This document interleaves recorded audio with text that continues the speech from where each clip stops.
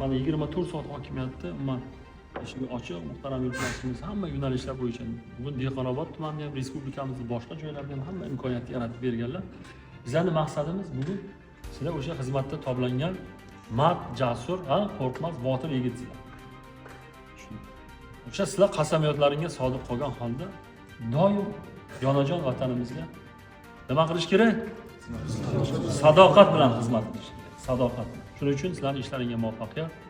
Xudo xolasa mana bu yerda shifokorlarni ko'ryapmiz, o'qituvchilarni ko'ryapmiz, mutaxassislarni ko'ryapmiz, olimlarni ko'ryapmiz, hokim prokurorlarni ko'ryapmiz. Yaxshi mutaxassislarni ko'ryapmiz. Men agar kerak bo'ladigan bo'lsam, kim muammosi bo'ladigan bo'lsa, men telefonimga yozib olinglar. 97lik 291 men o'zimning shaxsiy qo'l telefonim, doim shu telefonda yuraman. Bemalol gaplashaverasizlar. Sizga juda ham katta